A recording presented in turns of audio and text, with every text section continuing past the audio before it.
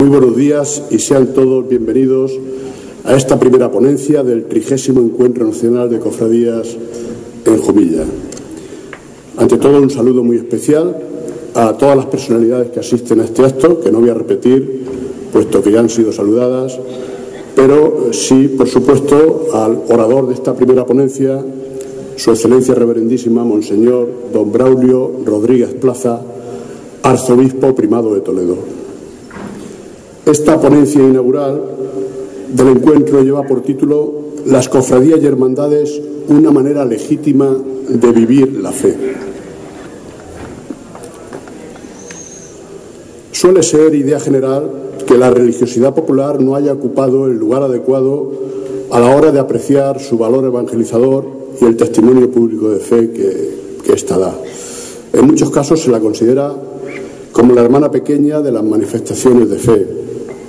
¿Acaso en toda la historia hayan existido luces y sombras que incluso puedan perdurar en la actualidad sobre el equilibrio entre estas manifestaciones de religiosidad con sus connotaciones locales y la liturgia universal de la Iglesia?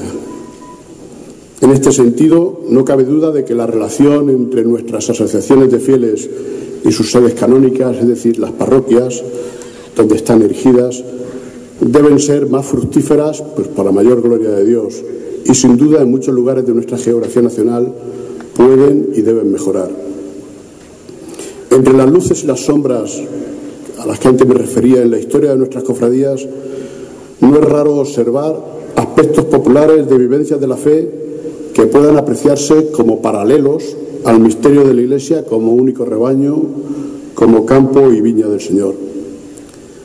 Por otro lado, los estudiosos de la sociedad frecuentemente parecían profetizar crisis de las formas tradicionales de compromiso con lo sagrado y perdían de vista los procesos de autentificación de la fe que han venido transformando nuestras hermandades y nuestras cofradías en la actualidad.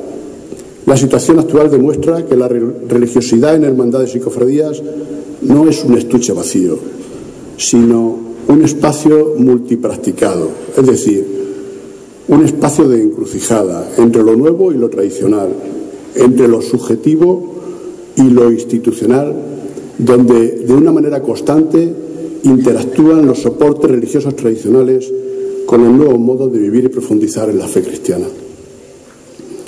En ocasiones esta convivencia, que por otra parte los anclajes tradicionales confieren identidad y característica particular a cada cofradía en cada uno de los lugares de España, pues esta convivencia demanda actuaciones concretas de cambio, de formación continua, que doten a nuestras instituciones de verdadero valor evangelizador.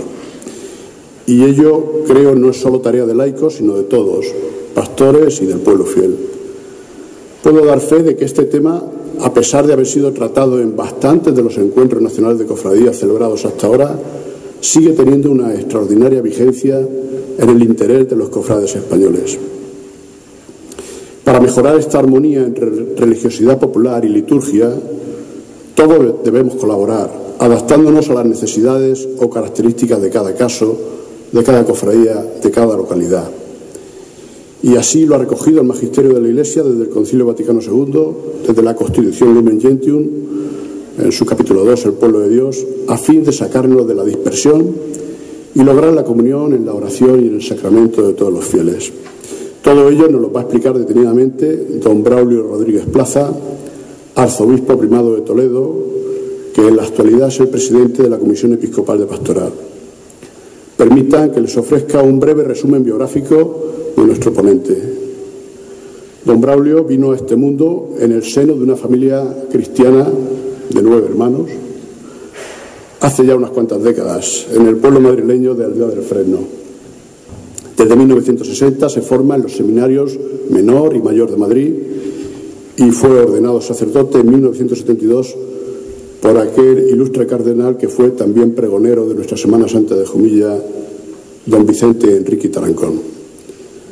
Se diploma en Sagrada Escritura en la Escuela Bíblica de Jerusalén y alcanza el grado de doctor en Teología Bíblica por la Facultad de Teología del Norte con sede en Burgos. Su tesis doctoral lleva por título El proceso de Jesús ante el Sanedrín y la catequesis cristiana primitiva. Tras su paso por distintas parroquias como las de Cubas de la Sagra, San Miguel de Carabanchel o San Fulgencio de Madrid, fue nombrado obispo de la diócesis de Osma-Soria en 1987. En 1995 fue ordenado obispo de Salamanca y en 2002 arzobispo metropolitano de Valladolid. En junio de 2003 recibe el palio arzobispal de manos del Santo Padre Juan Pablo II.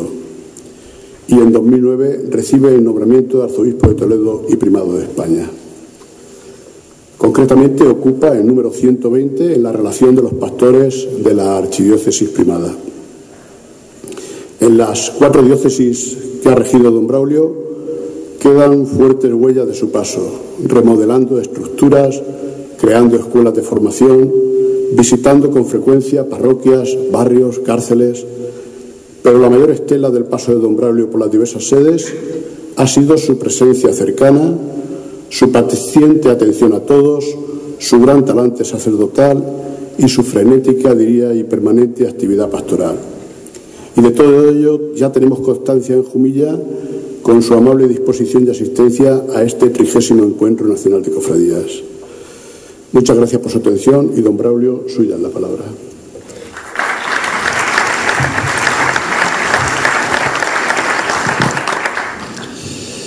Muy bien, muchas gracias por esas amables palabras, que casi son un elogio para la beatificación, pero que hay que ponerlas siempre en su lugar. Un saludo muy cordial, querido hermano José Manuel, que cada vez que vengo a tu diócesis es un momento de gozo, de comunión, y siempre me he sentido muy gratamente, no solo acogido, sino, bueno, como un momento bonito donde pues ayudamos un poquito a las diócesis hermanas en alguna cosa que nos encargan, ¿no? Y por eso en vuestro obispo pues os saludo también a todos y por supuesto a los demás congresistas que en estos días pues vais a vivir de nuevo un acontecimiento como es el 30º Encuentro Nacional de Cofradías.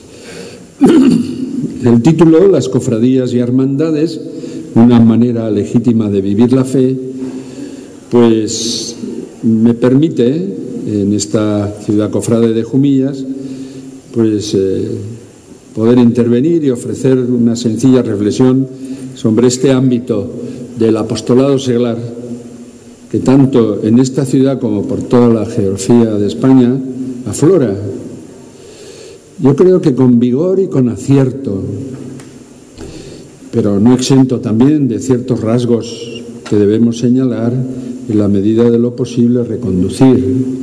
Todavía estamos en estado de viadores, que se dice, no es todo la paz cuando lleguemos a la plenitud de la vida eterna. Aquí pues somos tentados, se nos propone una generosidad más grande, pero otras veces nos cuesta, bueno, todo lo que es típico de los seres humanos. En este título, Los cofrades y hermandades, una manera legítima de vivir la fe, me gustaría hacer una pequeña precisión que, bueno, yo creo que es importante, una precisión al título de la ponencia, en el que se pone énfasis en la vivencia cristiana de las cofradías y las hermandades, apostillando una manera legítima de vivir la fe. ¿Saben por qué? Pues que yo me pregunto, ¿existe una manera ilegítima de vivir la fe en las hermandades?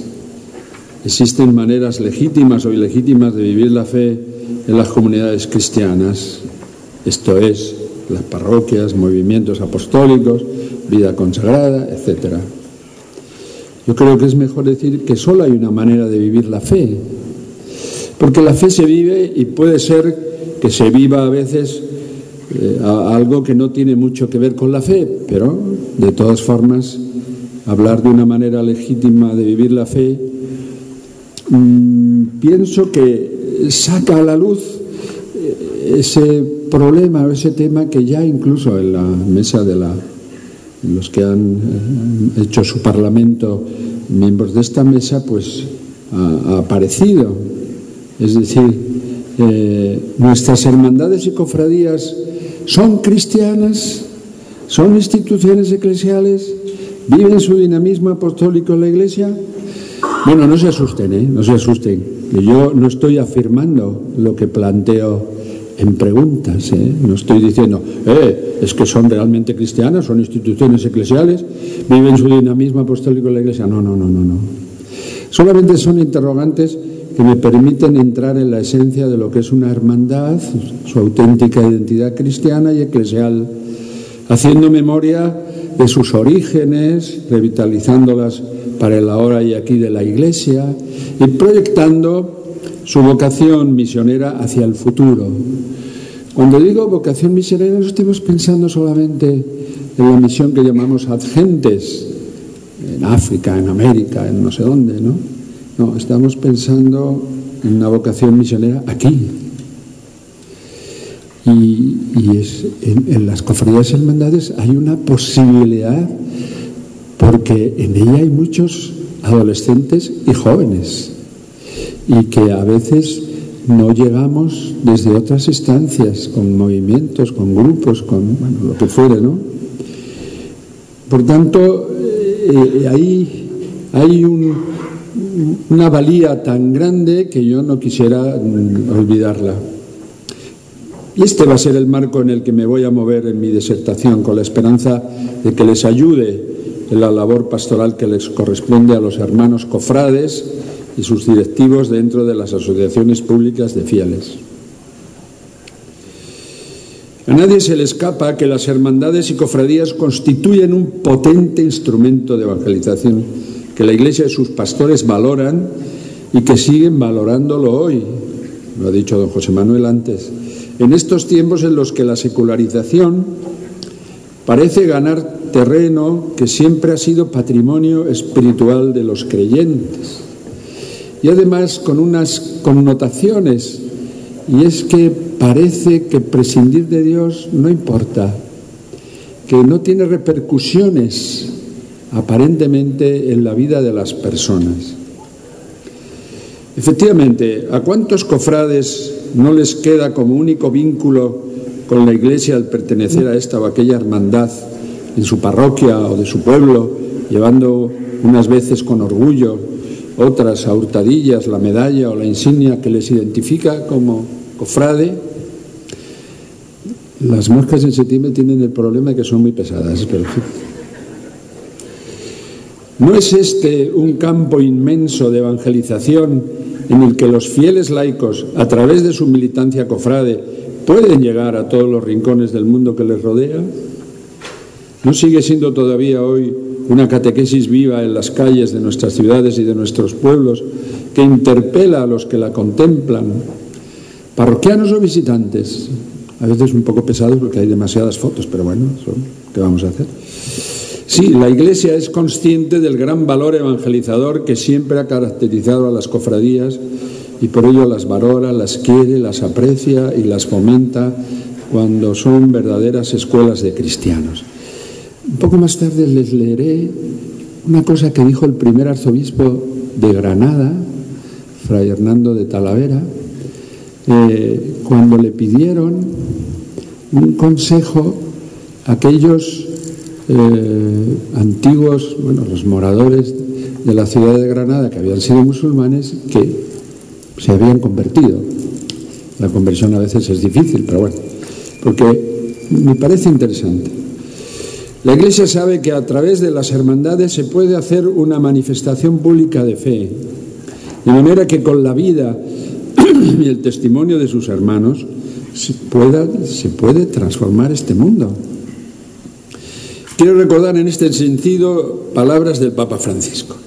No puede haber auténtica evangelización sin la proclamación explícita de que Jesús es el Señor y sin que exista un primado de la proclamación de Jesucristo en cualquier actividad de evangelización. Recogiendo las inquietudes de los obispos asiáticos, Juan Pablo II expresó que si la Iglesia debe cumplir su destino providencial, La evangelización como predicación alegre, paciente y progresiva, fíjense, alegre, paciente y progresiva de la muerte y resurrección salvífica de Jesucristo, debe ser vuestra prioridad absoluta. Yo no sé si en toda Asia hay procesiones, probablemente también, ¿cómo no? No deja de ser significativo que en ese documento programático del Papa actual, la alegría del Evangelio, Evangelii Gaudium, sea en el capítulo dedicado al anuncio del Evangelio, es el capítulo 3, donde su santidad hable de la piedad popular, tan unida a las asociaciones públicas de fieles que son las cofradías penitenciales u otras, aunque no se quedan estas únicamente en esa piedad popular, son algo más. Justamente son manifestaciones públicas de la fe cristiana. Se puede decir, por otro lado, que la piedad popular es el modo propio de vivir la fe, pues en realidad la mayoría de los católicos. Precisamente porque la experiencia de fe se expresa legítimamente en su propia cultura. La espiritualidad del Evangelio es la que se ha hecho cultura popular. Nosotros no tenemos un fundador que sea un académico, sin que tenga yo nada en contra de los académicos, bendito sea Dios, o que haya dictado como simplemente lecciones en los campos de la moral, de la actividad, de lo que fuere. No, él ha vivido una vida y lo que caracteriza a la Iglesia es que no es simplemente un grupo que nos adherimos a él, o yo qué sé, o una agrupación, es un ser vivo del cual nosotros formamos parte. Por eso la piedad popular fue mirada en algún tiempo, por eso no, por lo contrario, con desconfianza, y fue sin embargo revalorizada después del Concilio Vaticano II. No sé si ustedes recuerdan esa crisis en los años 60 o casi 70 o incluso hasta los 75, también en las cofradías, por lo menos en las diócesis donde yo he estado, pues cuentan esas, ya casi no teníamos gente ni para sacar los pasos. Después ha habido otra manera de renovarse y de crecer, pues bueno, a veces ad infinitum, que diría un clásico, ¿no? Si esto se ha revalorizado después del concilio, ¿quién lo hizo? Pues miren ustedes, Pablo VI, en su exhortación apostólica memorable, Evangelii Nunciandi, de cómo hay que anunciar el Evangelio, allí explica que la piedad popular refleja una sed de Dios que solamente los pobres y sencillos pueden conocer y que hace capaz de generosidad y sacrificio hasta el heroísmo cuando se trata de manifestar la fe. Puede haber problemas, puede haber dificultades, yo a veces se lo digo a los sacerdotes, pero no seáis tan insensatos, les digo a los sacerdotes, de pensar que esto no es importante. Y fue Benedicto XVI, el Papa, diríamos, profesor, bueno, era más Papa que profesor, quien señaló en mayo del 2007 que la piedad popular es un precioso tesoro de la Iglesia Católica. Por eso merece la pena leer el documento de Aparecida, esa ciudad de Brasil, entre Sao Paulo y Río de Janeiro, que, bueno, como las cosas que son en Brasil son siempre grandes, pues es un enorme monasterio y tal. Bien. Allí el Episcopado Latinoamericano y del Caribe publicaron ese año, en el año 2007, para entender que la piedad popular es una verdadera espiritualidad encarnada en la cultura de los sencillos y que no está vacía de contenidos, y además dice es una manera legítima de vivir la fe. Eso tiene que ver con el título de la ponencia. Un modo de sentirse parte de una iglesia y una forma de ser misioneros. Esto es, lleva consigo la gracia de la misionalidad, que quiere decir salir de sí y del peregrinar. No hace falta decir que uno de los arzobispos que más participaron en la gestación de este documento fue el de Buenos Aires, hoy el Papa Francisco. Ahora bien, al tiempo que debemos reconocer los muchos frutos pastorales y de santidad que han surgido de la piedad popular y, por supuesto, del seno de las cofradías y hermandades, también hay que señalar las sombras que le afectan y que deben ser iluminadas con paciencia, con tesón y con docilidad a las orientaciones de los pastores. Hoy más que nunca, los miembros de estas asociaciones, ustedes, en cuanto a cristianos con un plus de compromiso apostólico que no tienen los demás, bueno, pues ¿qué plus es ese? Bueno, pues es un plus. Porque los demás, pues, ven los toros desde la barrera. Está bien, pero hay que también arriesgarse.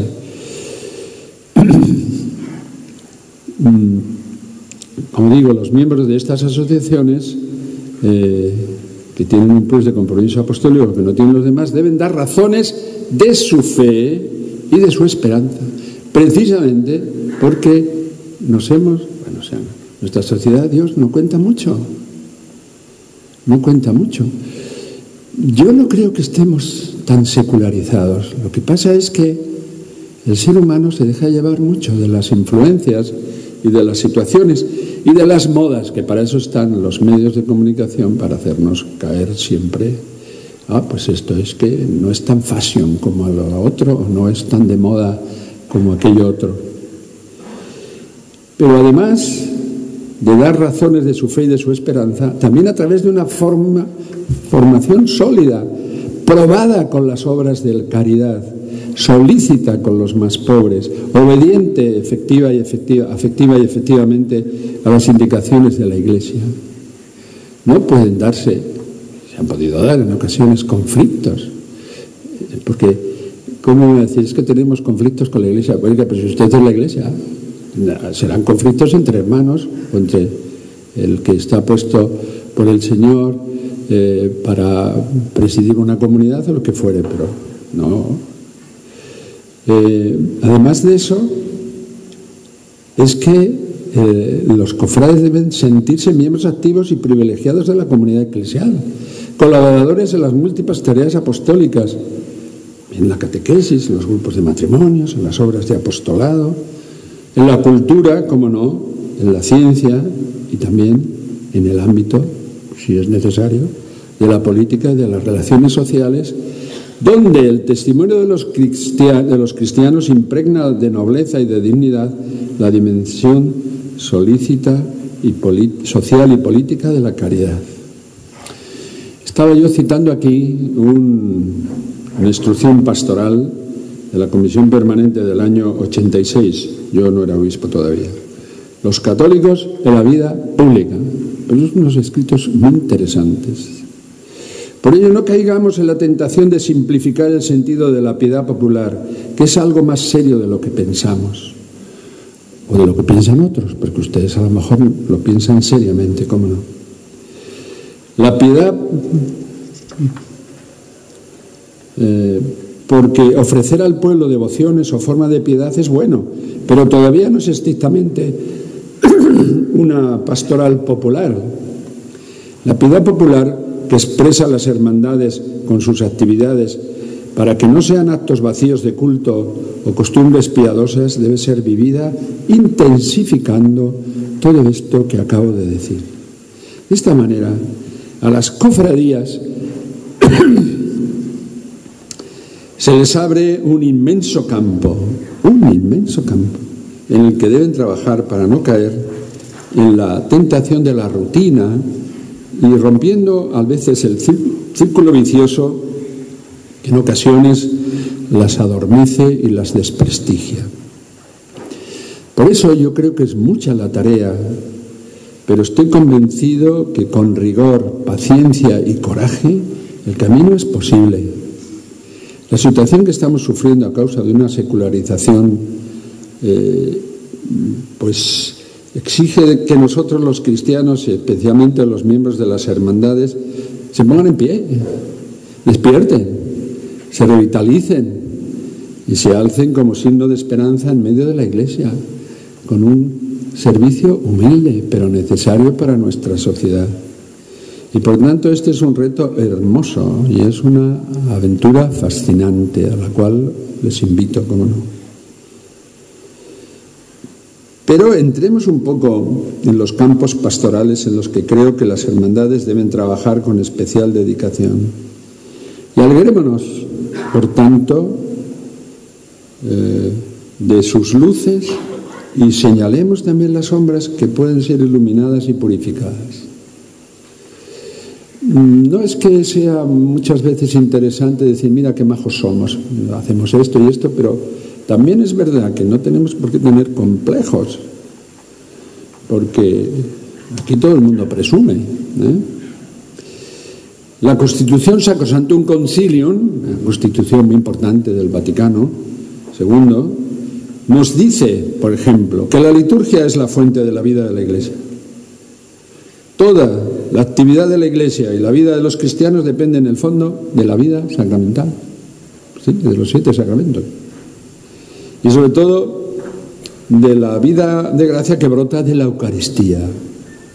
Es el sacramento de vida que actualiza aquí y ahora el misterio pascual de Cristo. Es decir, el misterio que ustedes representan durante toda la Semana Santa. En la liturgia de la Iglesia, Cristo significa y realiza principalmente su misterio pascual. Durante su vida terrestre, Jesús anunciaba con su enseñanza y anticipaba con sus actos el misterio pascual. Cuando llegó su hora, vivió el único acontecimiento de la historia que no pasa. El único acontecimiento de la historia que no pasa.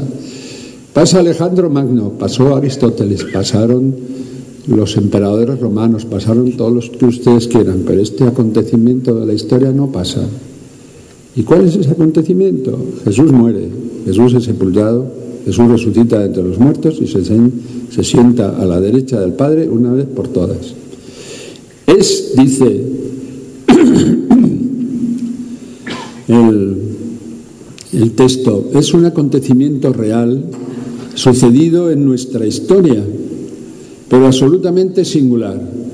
Todos los demás acontecimientos suceden una vez y luego pasan y son absorbidos por el pasado, por la historia. El misterio pascual de Cristo, por el contrario, no puede permanecer solamente en el pasado, pues por su muerte destruyó a la muerte y todo lo que Cristo es y todo lo que hizo y padeció por los hombres participa de la eternidad divina y domina así todos los tiempos y en ellos se mantiene permanentemente presente. El acontecimiento de la cruz y de la resurrección permanece siempre y atrae todo hacia la vida con mayúscula.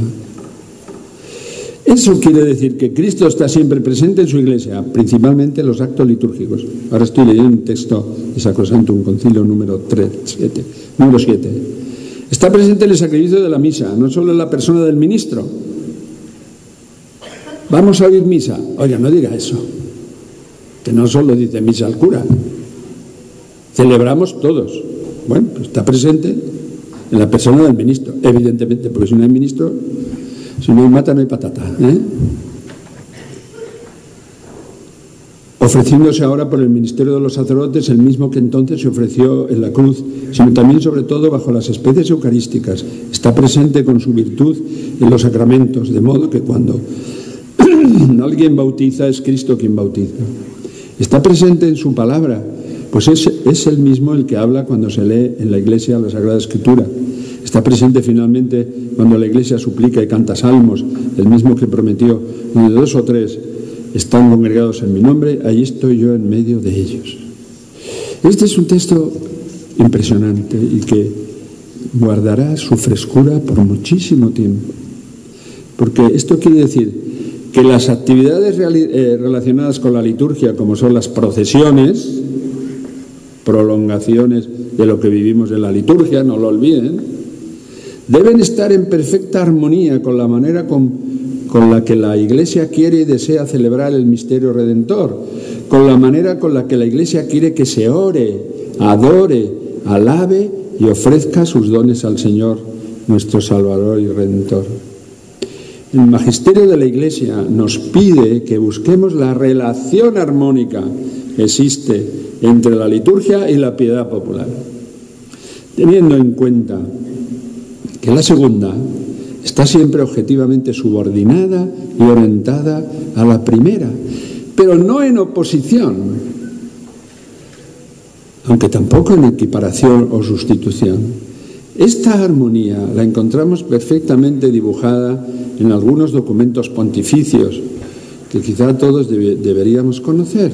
Yo les cito aquí, por ejemplo, Dies Domini, que es un texto de Juan Pablo II sobre el domingo, un texto precioso, cuando se habla de que el domingo es el día de la Iglesia, el día de la comunidad cristiana, el día del Señor, lógicamente, el día primero, el día octavo, bueno.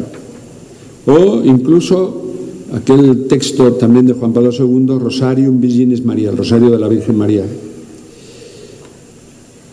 Por ejemplo, asistir a la Eucaristía Dominical, santificar el domingo, rezar el rosario, debería ser algo prioritario en la vida de un cofrade. Es que tenemos muchas cosas que hacer. Sí, claro, hay tantos partidos que ver en la televisión todos los días. Ayer terminó una jornada de liga y hoy empieza otra. O sea que no nos dejan en paz. Confieso que me resulta llamativo, por no decir escandaloso, el que muchos cofrades no participen en la Santa Misa al menos los domingos. Y lo que es todavía más doloroso, que su ausencia en la celebración del Santo Triduo Pascual sea algo, en algunos casos, casi normal. Porque en esos precisos momentos resulta que están inmersos preparando flores, atuendos o a la cera. Es decir, preparando la cera. Puedo aseguraros que esos comportamientos dicen muy poco de lo que deben ser las cofradías penitenciales y en muchas ocasiones son un auténtico antitestimonio que no deberíamos permitir. ¡Ay! ¿Quién hace estas cosas? Bueno, pues organícense ustedes, pero lo primero siempre es lo primero, ¿eh? Porque claro que hay que hacer todas estas cosas de las flores, los atuendos, lo que fuere. Y hay un texto fundamental y que donde está todo, el directorio sobre la piedad popular y la liturgia, publicado por la Congregación para el Culto Divino y la Disciplina de los Sacramentos, porque pone el dedo en la llaga analizando los diferentes aspectos de la piedad popular y su relación con la liturgia, lugar teológico y fuente de la que brota la vida del cristiano. Resumo esquemáticamente algunos de ellos. La piedad popular es una realidad eclesial promovida y sostenida por el Espíritu Santo. Y esto es magisterio de la Iglesia. Hace llegar la liturgia de la Iglesia y su lenguaje al pueblo. Pues una liturgia pura sería ilusoria e inalcanzable. El sentimiento es un elemento noble del espíritu humano que penetra y es reconducido en múltiples expresiones de la piedad litúrgica y de la piedad popular. Claro que es importante el sentimiento, pero no solo el sentimiento, o no únicamente. La piedad popular es una realidad viva en la Iglesia y de la Iglesia. Su fuente se encuentra en la presencia continua y activa del Espíritu de Dios en el organismo eclesial. Y su punto de referencia, como hemos dicho antes, es el misterio de Cristo Salvador. Su objetivo es la gloria de Dios y la salvación de los hombres. Dirige de buen grado su atención al misterio del Hijo de Dios. Claro. ¿No creen ustedes que eso es tan sencillo en otros lugares donde no haya cristianos? Porque el pensar que nosotros tenemos una relación personal con cada una de las personas de la Trinidad y que con Jesucristo es una relación a la vez humana y a la vez de alguien que nos acoge, que nos da esa capacidad de humanización de nuestra vida. La piedad popular tiene un sentido casi innato de lo sagrado y lo trasciende. Manifiesta una auténtica sed de Dios y un sentido perspicaz de los atributos profundos de Dios, su paternidad, la providencia, la presencia amorosa y constante, su misericordia. Mediante la piedad popular son valoradas algunas actitudes interiores y virtudes que ella misma alimenta y sugiere. La paciencia, el deseo sincero de agradar al Señor y de reparar por las ofrendas cometidas contra Él y de hacer penitencia, el desapego respecto a las cosas materiales, la solidaridad y la apertura a los otros, el sentido de amistad, de caridad y de unión familiar. Eso lo están ustedes viendo en la vida de cada una de sus cofradías, o debería ser así, vamos. Y también los frutos de gracia y de santidad que ha producido la piedad popular y que continúa produciendo en la Iglesia. Es un medio seguro y eficaz para la transmisión de la fe en la familia. Leo un fragmento de el directorio de la piedad popular y de la liturgia.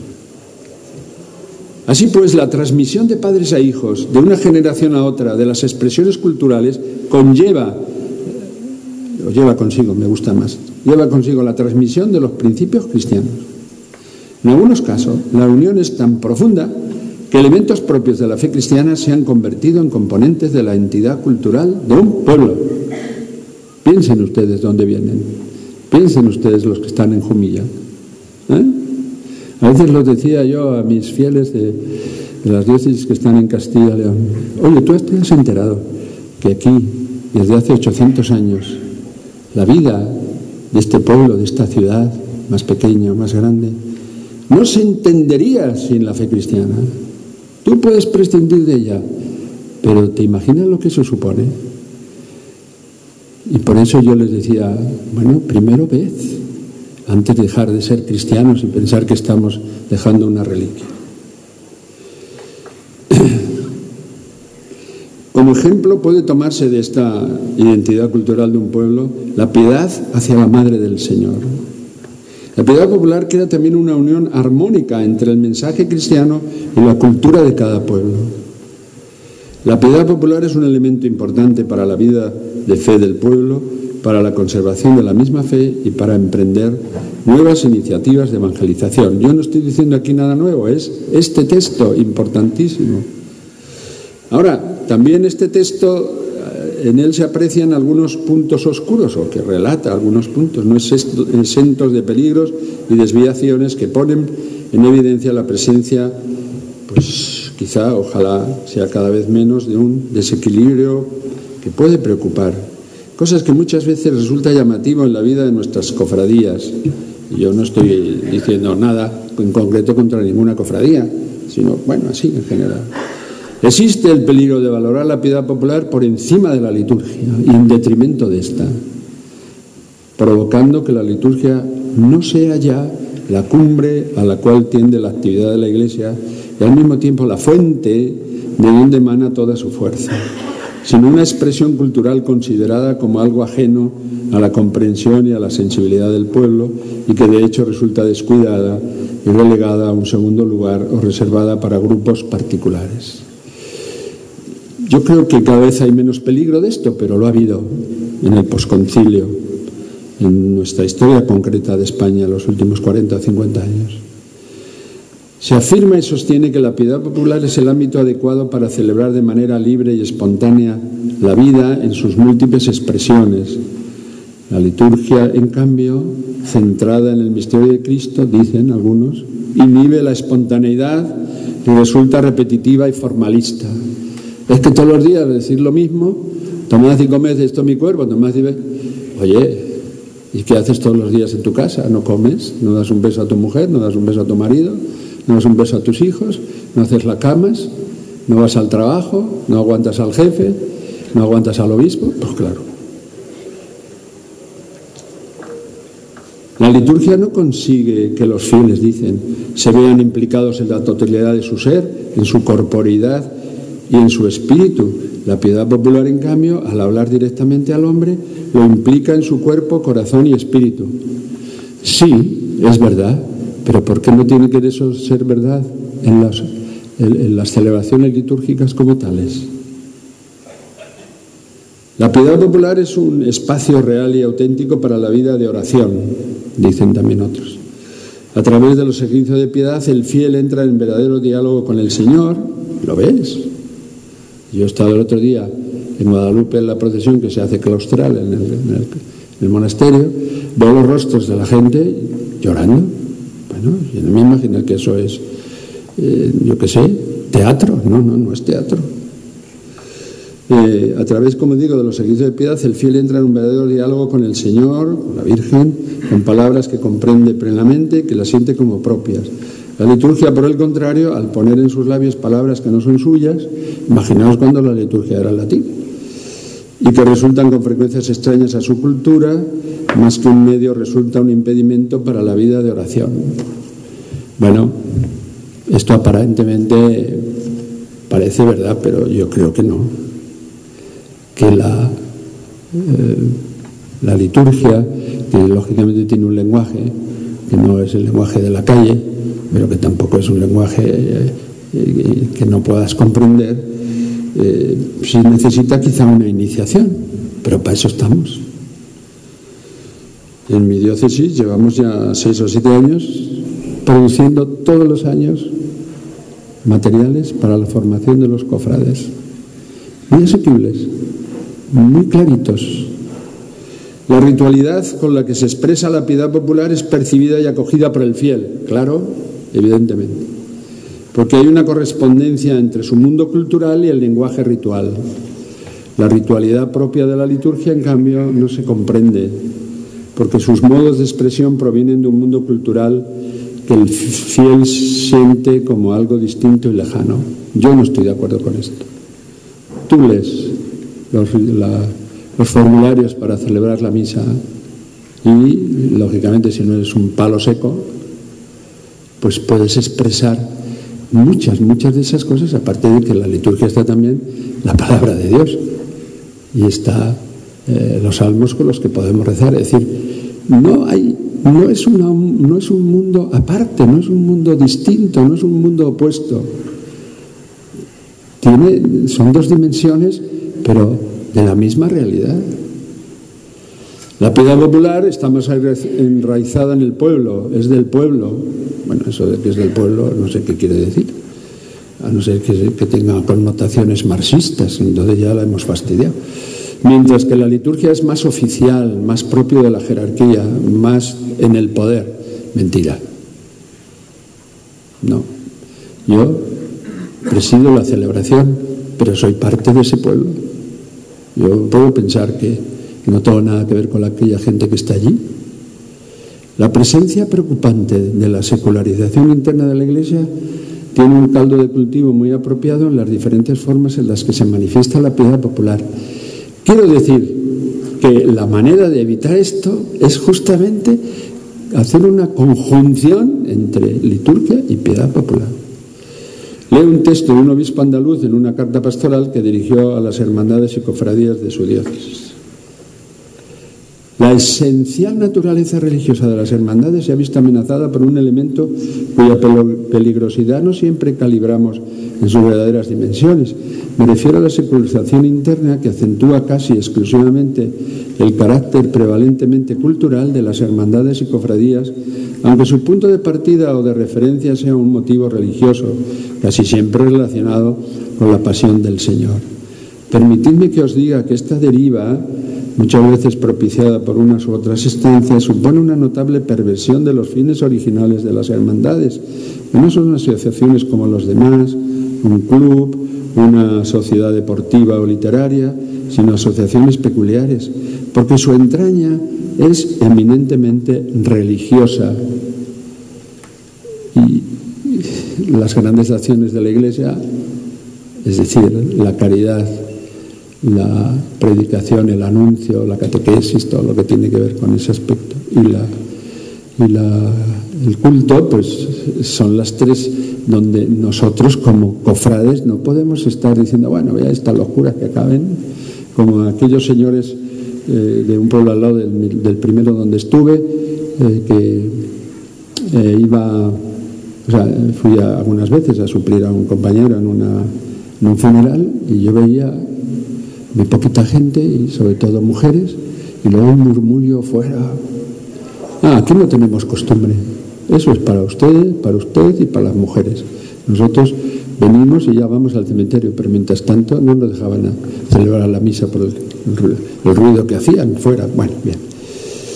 Tengamos presente otro dato importante. La experiencia demuestra que la relación entre liturgia y piedad popular se deteriora cuando en los fieles se debilita la conciencia de algunos valores cristianos esenciales y más concretamente se desconocen los elementos primordiales de la liturgia y sobre todo cuando existe entre los fieles una acusada falta de formación cristiana elemental, cosa que hoy es un problema muy generalizado. Y hay que decir también que gracias a Dios se están dando muchos pasos. Se pueden señalar también otras causas: escasa conciencia o disminución del sentido de la Pascua. Todavía hay gente que habla del sábado de gloria, bendito sea Dios, y del lugar central que ocupa en la historia de la salvación, la Pascua, de la cual la liturgia cristiana es actualización, o la pérdida del sentido del sacerdocio universal, es decir, todos somos sacerdotes, no todos de la misma manera, pero todos somos sacerdotes, en virtud de la cual los fieles están habilitados para ofrecer sacrificios agradables a Dios por medio de Jesucristo y a participar plenamente según su condición en el culto de la Iglesia. O el desconocimiento del lenguaje propio de la liturgia, el lenguaje, los signos, los símbolos, los gestos rituales. Es verdad que la liturgia romana es muy seca. Por eso, si ustedes van a la liturgia hispano-mozárabe, es otra cosa, ¿no? Pero bueno, no nos vamos a pasar todos en esta península celebraban en el rito hispano, bueno, en el rito hispano que se llamaba, pero claro, eso hace ya muchos siglos, con los cuales los fieles pierden en gran medida el sentido de la celebración, porque se desconoce el lenguaje propio de la liturgia. O algunas veces desafección de los miembros de las hermandades con los pastores, que están a peleas con el cura o con el obispo si es preciso. Y a veces los obispos y los curas, bueno, no.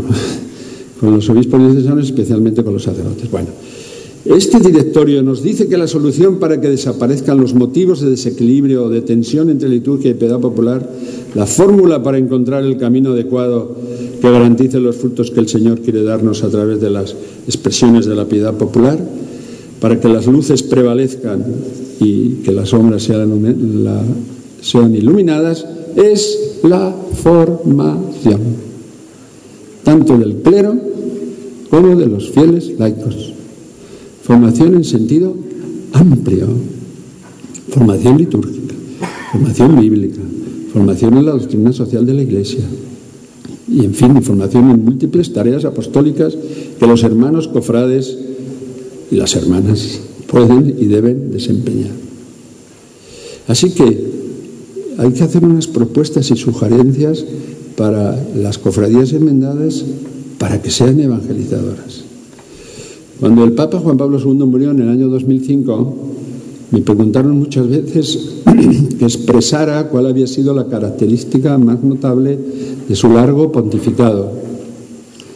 En un Papa como él no es sencillo emitir un juicio preciso y exhaustivo, pues fue tan grande su personalidad y fue tan intensa su actividad que no valen ni un juicio ni un resumen somero. Pero sí recuerdo haber dicho algo que ahora quiero repetir. Juan Pablo II nos sacó a los católicos de un cierto complejo de inferioridad en la sociedad actual europea, cuando nos invitó a comprender nuestra fe como realidad que pertenece a la entraña del ser humano. Tal vez porque él conoció bien el rostro inhumano del nacionalsocialismo y del comunismo ateo en Polonia, o las soledades de un consumismo demoledor. No tuvo pues nunca miedo de manifestar públicamente la fe y animó a ello, y sobre todo mostró que lo que la revelación de Dios dice del ser humano se adecua más a lo que es el hombre y la mujer. No tuvo miedo así de convocar a jóvenes y familias en jornadas mundiales o a dedicar varios años de catequesis los miércoles en San Pedro para hablar sobre hombre y mujer los creó. A lo mejor hoy lo llaman homófobo y lo meten en la cárcel. Bueno, ahora no pueden meter en la cárcel porque está en la gloria ya. Y rescatar el amor humano del reduccionismo que la llamada revolución sexual o la ideología de género quiere aprisionarla. Algo que había hecho cuando era sacerdote y arzobispo de Cracovia. Yo creo, hermanos, que hace falta ver los resultados de la ausencia de Dios en nuestra sociedad o en algunas sociedades para ver el efecto helador y el vacío cada vez más grande que se genera en las nuevas generaciones. En esta situación que también conocemos en España, vamos nosotros a volver a casa llenos de vergüenza y de angustia, encaminados a escondidas y destruidos como aquellos discípulos de Maús, no dándonos cuenta de que aquel que creían todos muertos está en medio de nosotros. ¿Qué podemos hacer los miembros de las hermandades y cofradías?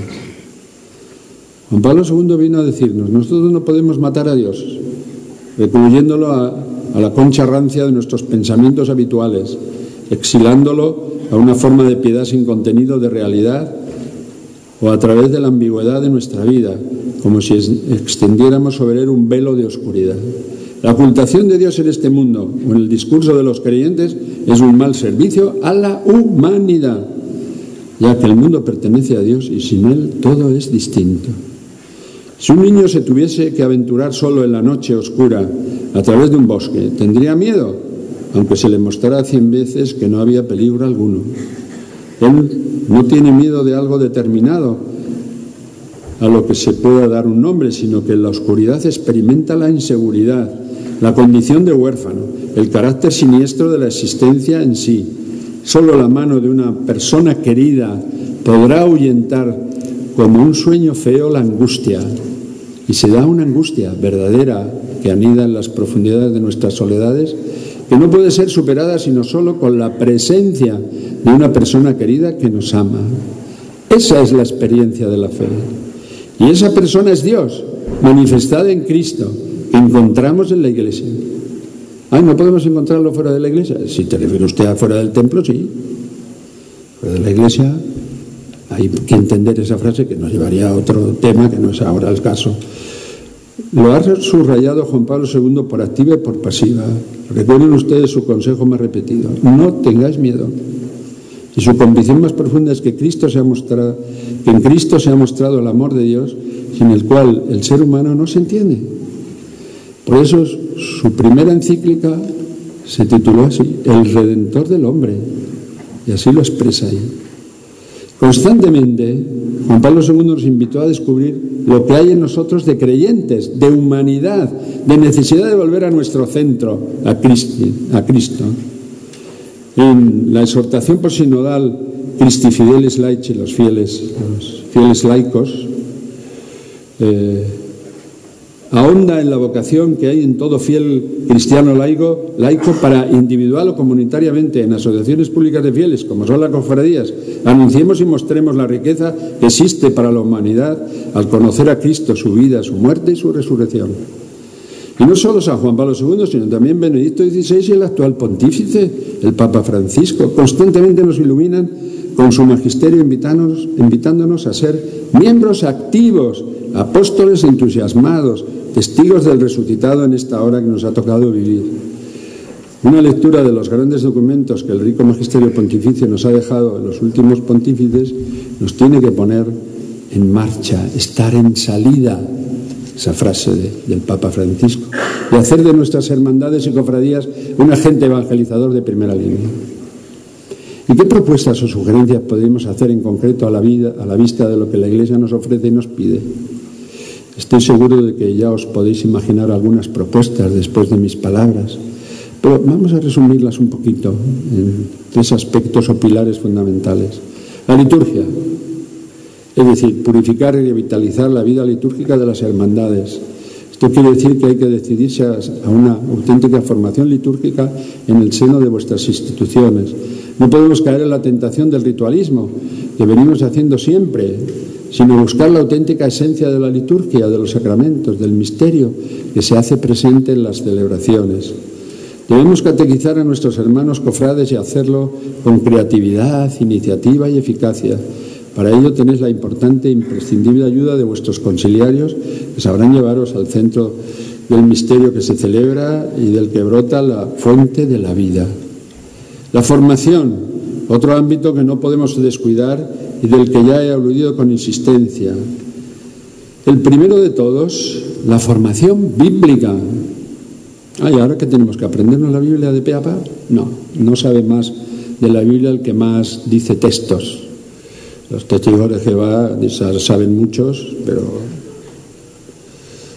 con eso no se hace nada.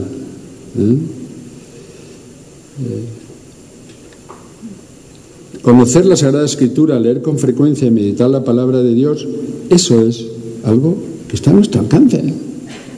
Decía San Jerónimo que desconocer la Escritura es desconocer a Cristo. Por ello debería ser prioritaria esta formación, promocionando pequeños cursos de Sagrada Escritura y promover entre todos los miembros su lectura asidua. Pero si eso no cuesta nada, un cuarto de hora, en vuestras reuniones. A veces tener reuniones muy largas, pues dejad un poquito para esto. No solo la Sagrada Escritura, hay otros muchos campos en los que los hermanos cofrades deberían formarse y conocer de primera mano qué dice la Iglesia sobre temas tan fundamentales como la justicia social, la libertad religiosa, la protección de la vida, el cuidado del medio ambiente, Laudato Si, del Papa Francisco, el trabajo, el estudio, la universidad o lo que fuera.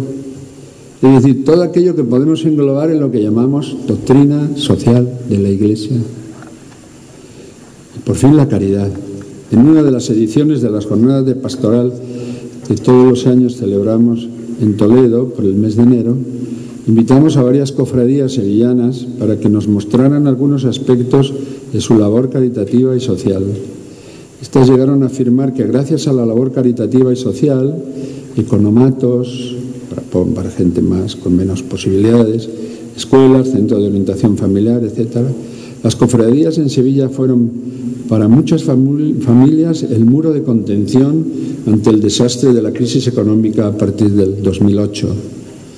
La caridad debería ser un aspecto ineludible en la vida de una hermandad. La caridad hace que la fe de los cofrades sea no legítima, sino creíble, convincente y auténtica. Sin la caridad, las hermandades se convierten en grupos de amigos que guardan ritos y costumbres reconocidos incluso civilmente, pero vacías de su esencial naturaleza cristiana y eclesial. Son como la sal que pisa la gente o la luz puesta debajo de la mesa. Es quedarse en la envoltura, en la epidermis, pero vacía de lo importante y esencial. Toda hermandad y cofradía debería tener un proyecto de caridad. Seguro que lo tenéis, seguro, porque en esto también se ha avanzado muchísimo. Y una labor social clara, nítida y comprometedora. Algunas veces ocurre que en las hermandades nos encontramos con un físico desproporcionado, quiero decir, la parte cultural muy desarrollada, es decir, una cabeza muy grande, y la parte solidaria y caritativa raquítica, un cuerpo muy delgado y famélico. Debemos buscar la armonía y el equilibrio. La caridad no es pura filantropía, sino una necesidad propia del ser cristiano que está en su naturaleza. No se trata de una actitud paternalista, sino que tiene que ser una exigencia, una urgencia, algo que tiene su origen en el mismo ser de la propia hermandad, algo que ofrece la cara amable, cariñosa y llena de misericordia de nuestra institución y que brota de una fe honda y profunda, convirtiendo a la hermandad en una auténtica casa de acogida en la Iglesia, una de esas tiendas de campaña a las que muchas veces el Papa Francisco, tienda de campaña y hospital de campaña, se refiere cuando afirma que hoy la Iglesia es un hospital de campaña a donde llegan muchos hermanos cofrades, quiero decir hermanos, heridos buscando la bondad y la cercanía de Dios. Aquí es donde me parece que voy a leer ese texto que yo les dije antes. Es un texto del año 1500. No, perdón, sí, 1500. Y es una instrucción del arzobispo de Granada en respuesta a cierta petición que hicieron los vecinos del Albaicín sobre lo que debían hacer y las prácticas que deberían observar. Como digo, eran personas de origen musulmán que se hicieron cristianas y le dicen al arzobispo, bueno, ¿cómo pueden? Dice, lo primero es que olvidéis toda ceremonia y toda cosa morisca en oraciones, en ayunos, en Pascua y en fiestas y en nacimiento de criaturas, en bodas y baños y en mortuorios y tal. Bueno, luego va siguiendo a decir, bueno, pues que vuestros hijos, vuestras mujeres, vosotros mismos os sepáis signar y santiguar y entrar en la iglesia y tomar allí agua bendita y decir el Paternoster, el Ave María y el Credo, adorando ahí a nuestro Señor. O bueno, que procuren vuestras criaturas ser bautizadas a los 8 días y antes, si veis que es menester. Dice aquí que procuréis que cuanto más aína, no sé si esta palabra se entiende, pero yo creo que todavía se puede hacer, sean confirmados y de comunión, y en el artículo, que luego que enfermen reciban el sacramento de la penitencia y de la comunión. Bueno, va haciendo toda una serie programática, pero dice también, después de decir, por ejemplo, que sean desposados por manos de clérigos y cuando se casaren reciban las bendiciones en la iglesia, y entre los cristianos se llaman velaciones. Bueno, pero dice a continuación que tengáis confradías como tienen los cristianos para os ayudar a ellas, ayudar de ellas muerte y en vida. Quiere decirse que en el conjunto armónico de la vida cristiana, el que uno pertenezca a una cofradía, no digo yo que sea absolutamente necesario, pero es muy bueno. ¿Por qué? Porque la transmisión de la fe no se hace solo de modo racional, sino de otras muchas maneras. Bueno, para que veáis que esto no es una cosa de este momento, sino que ya cuando comenzaron todo este tipo en la forma más moderna, diríamos, a partir del siglo XV, XVI, XVII, pues ahí se veía también lo importante que tiene. Yo estoy concluyendo ya, porque no sé si me he pasado, no sé ni a qué hora he empezado, pero bueno. Para concluir, me vais a permitir que esquematice lo que considero que se debería cuidar en las hermandades con el fin de que sean verdaderas escuelas de vida cristiana y fuente auténtica de fe. Digo, intensificar la presencia de aquellos elementos esenciales de la fe cristiana: la formación catequética, el apostolado y la caridad. Encontrar el equilibrio entre la estima por el culto a los santos y la conciencia de la centralidad absoluta de Jesucristo y de su misterio. Valorar y fomentar la lectura de la palabra de Dios, su estudio y lectura oracional. Lectura hecho dentro de la tradición de la Iglesia. Avivar una intensa y sólida vida sacramental entre sus miembros. Procurar que la devoción y el culto a nuestras imágenes y la pertenencia a la hermandad nos lleve a compromisos de una vida cristiana testimonial. Corregir y purificar la concepción muchas veces utilitarista de algunas formas de piedad. Utilizar adecuadamente los signos, gestos y fórmulas de manera que no adquieran una excesiva importancia hasta el punto de buscar lo espectacular, oscureciendo lo más propio de la vida cristiana. Evitar a toda costa aquellos comportamientos y actitudes que puedan conducirnos a la superstición, la magia, el fatalismo o la angustia. Fomentar la vida de oración entre los cofrades. Encarecer, fomentar, animar, etcétera, a participar en la Eucaristía dominical a los miembros de nuestras cofradías, así como recuperar el domingo, Día del Señor, Día de la familia que reza y celebra su fe unida. Cultivar y fomentar la comunión afectiva y efectiva con los pastores de la Iglesia, con la jerarquía y con los párrocos. Y también pediremos a los obispos y a los párrocos que también hagan ese esfuerzo, ¿cómo no? Muchos sacerdotes acogerán de buen grado a los miembros de las hermandades cuando vean en ellos un sincero deseo de colaboración sin atisbo de protagonismo, de poder y de continuos litigios. Y por último quiero citar un texto del Concilio Vaticano II que subraya el papel de los fieles laicos en la sociedad. Y ustedes, miembros de las cofradías penitenciales de Semana Santa, lo son. Dice Lumen Gentium número 31. A ellos, los fieles laicos, corresponde iluminar y ordenar las realidades temporales a las que están estrechamente vinculados, de tal modo que sin cesar se realicen y progresen conforme a Cristo y sean para la gloria del Creador.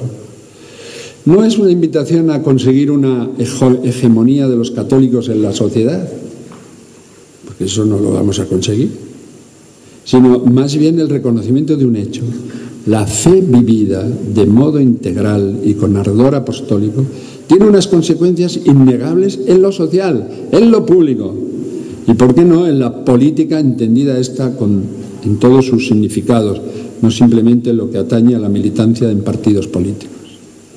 Las hermandades y las cofradías tienen un gran reto, un campo abierto y extenso en el que trabajar con el dueño de la viña, nuestro Señor Jesucristo.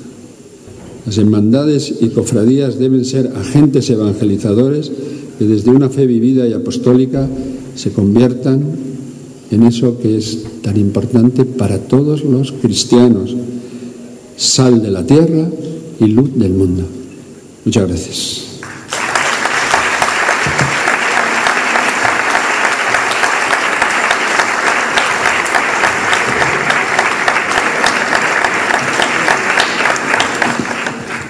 Muchas gracias, don Braulio, por su ponencia, sobre todo por los instrumentos que al final de la misma pues nos ofrece para que de alguna manera podamos mejorar la tarea y el oficio de las cofradías al servicio de la Iglesia. A mí me ha quedado claras algunas cuestiones, como por ejemplo la formación.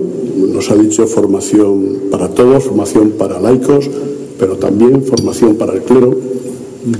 Formación bíblica, catequética, formación en la doctrina social de la Iglesia y sobre todo pues algo que se ha implementado desde hace años, al menos en la diócesis de Cartagena, que es cuidar mucho a los jóvenes, formarlos y las obras sociales de cada cofradía.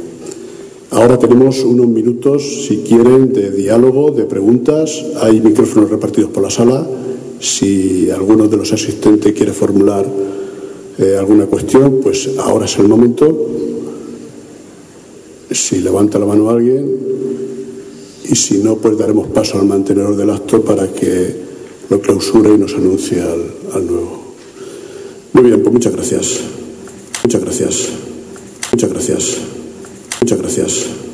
Muchas gracias. Muchas gracias. Muchas gracias.